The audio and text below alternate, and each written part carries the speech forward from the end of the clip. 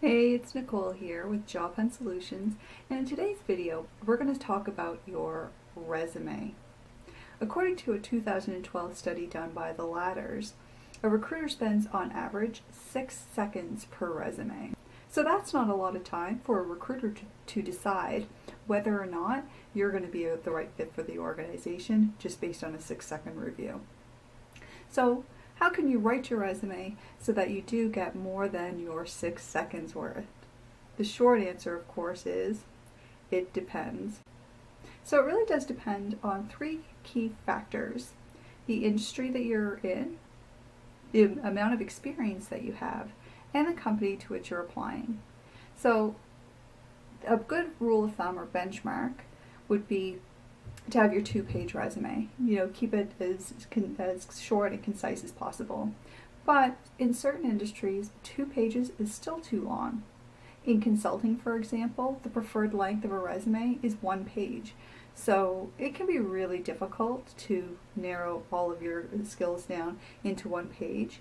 You really want to be careful that you're not compromising the flow of your resume or the overall general appearance of your resume just to be able to condense everything into 1 page.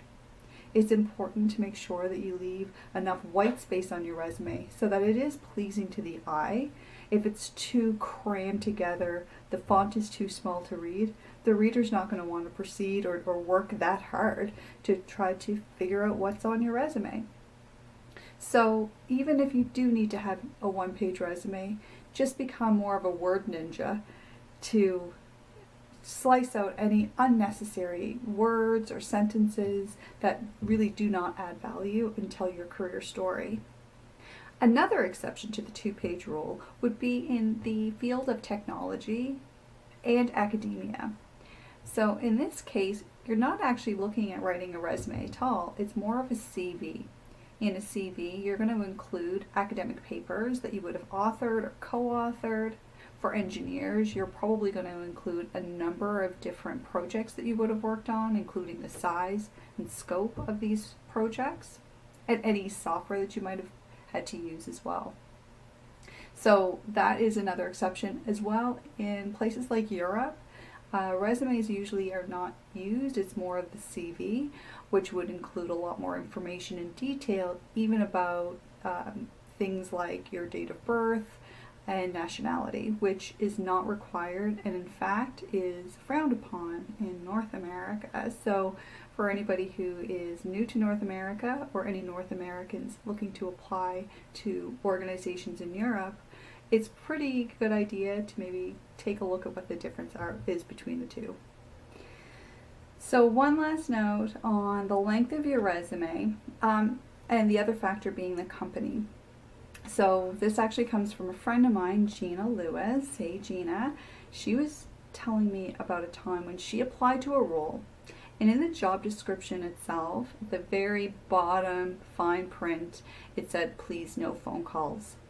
Now, in the job ad as well, it gave explicit instruction in terms of the length of the resume expected, how to submit the resume. So in this case, it was to have a resume emailed.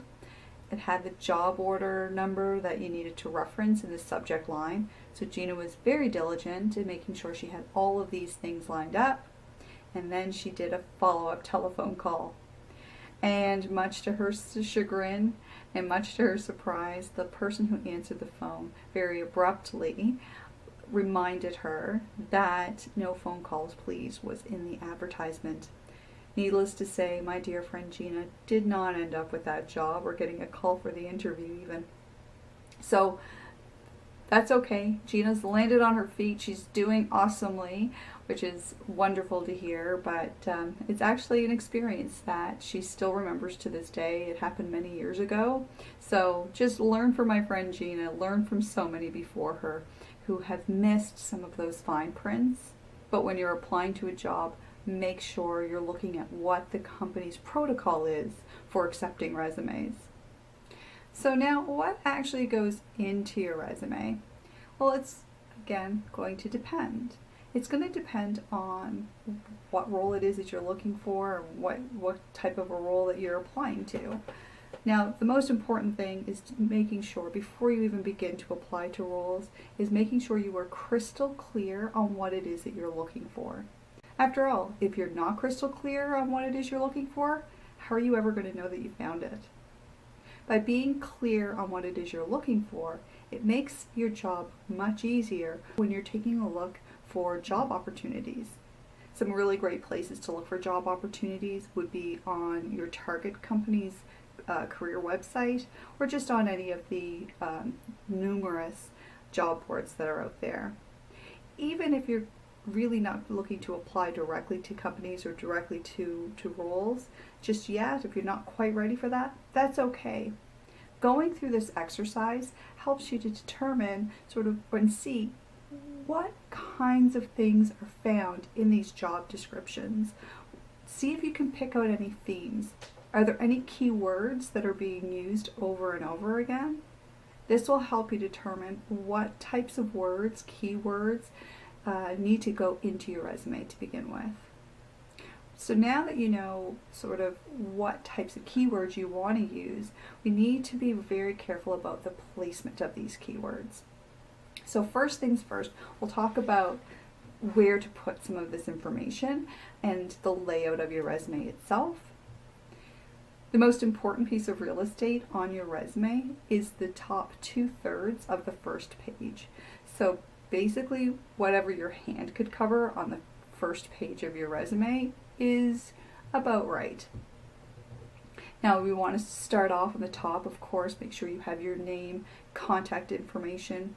Without that, the recruiter or whoever it is that's looking at your resume will have no idea who you are or how to get in touch with you.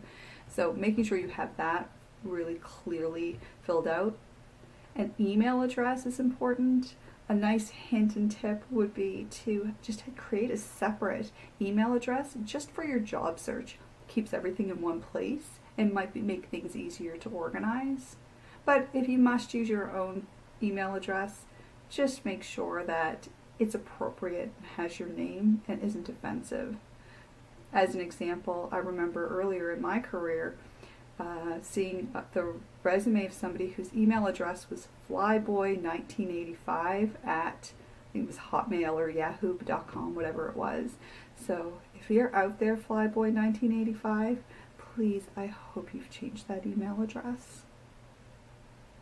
In addition to your name and contact details on the top of your resume, even if you don't want to put your personal address on the top of your resume, it still is important to make sure your zip code or postal code appears.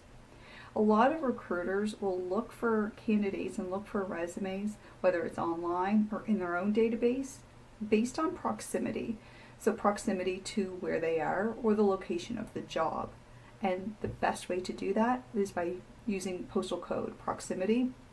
A lot of systems are able to do that sort of query within their database. So really good ideas to make sure that you have an appropriate zip code or postal code on your resume as well. The next section of your resume is an area that has been debated, whether or not it even needs to be there. That is, should you use an objective, a profile, or nothing? Now, let's take a look at the first option, your objective. Honestly, we already know what it is. It's to get a job. Anything else you put in there is going to sound hokey and cheesy. So as a recruiter, I just ignore that bit, or sometimes it just is a bit of a turnoff right off the bat, the very first glance, seeing an objective. So that's not a great way to put your best foot forward. A profile, this is a prime opportunity to take the keywords that we found in the job ads and pepper that through this particular area of your resume. So being able to truthfully, of course, pepper in those keywords, highlighting some of the skills and experience you have as it relates to the job. You may also decide not to put something there at all if you don't have a whole lot of experience, then that may be a way about it as well. The choice is up to you, but the real choice is profile or no profile. My vote as a recruiter is the profile. It makes my job much easier while reading through a resume and seeing if this person could be a match in that 6-second review. Now the next section in your resume could be education. Now this is going to depend on when it was that you graduated from your diploma program, university program, or whatever it was. If you're a recent graduate, then this would be an ideal place to put your education really front and center to show the reader that you're investing in yourself, and maybe highlight some of the courses that you would have taken that are relevant for the role. If, on the other hand, it's been a while since you've taken any educational courses, then the education piece can move to the end of your resume. Next, of course, is your experience. So for people who don't have a whole lot of experience, that's okay. We can talk about that in a minute. But for the experience area, this is where we want to be as concise as possible, leave the reader wanting more, but also pepper through as many of our keywords as we can truthfully through our experience. We want to make sure that it's clearly stated where you worked, when you worked, so month and year, and what your job title was. Now I know there's a lot of organizations out there that might have some funny job titles for really generic roles. So things like a chief chatter for a contact center agent. Chief chatter probably will not come up on any searches that a recruiter does, or even register when a recruiter is doing their 6-second scan. So it is quite all right to revert to a more generic job title if this is the case.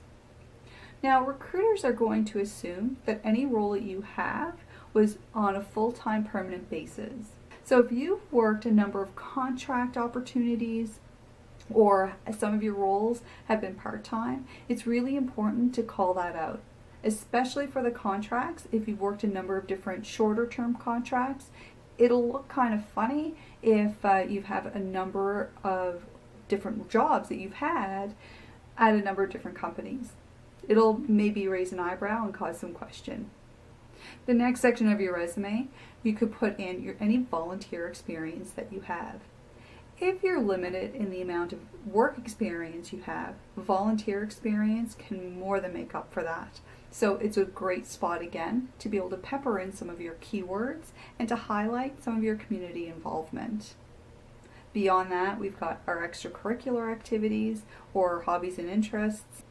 Just be mindful if any of your extracurricular activities are more on a political bend, or if it's any other type of a hot button topic, that you're just mindful of who your audience is. It's always better to err on the side of caution when trying to call out some of your political or religious affiliations, but that's entirely up to you.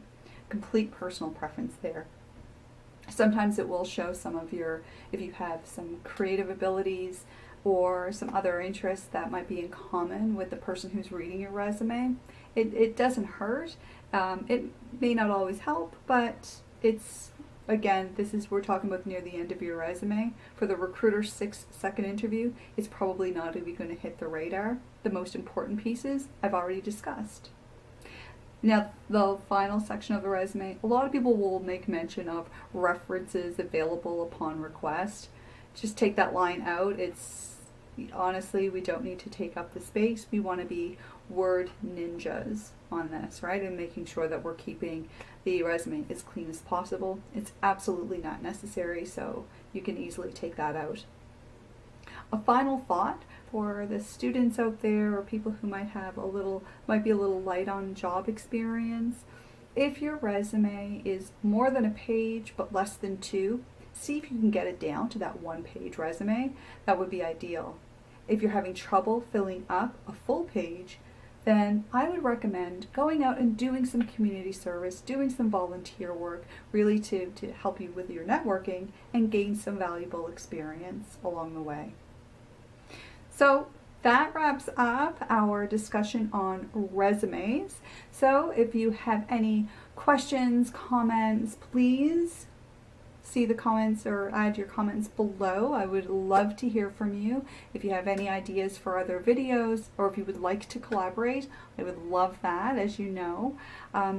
Please, if you like this video, subscribe to my channel.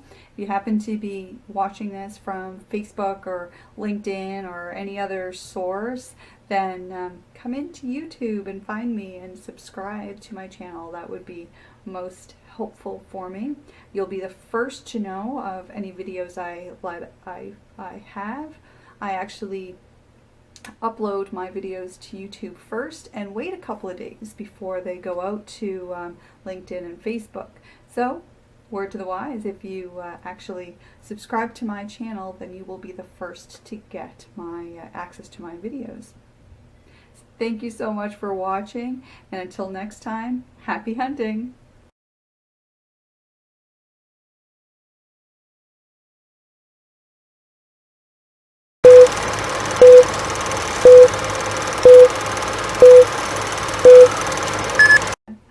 And this is with regret. This is.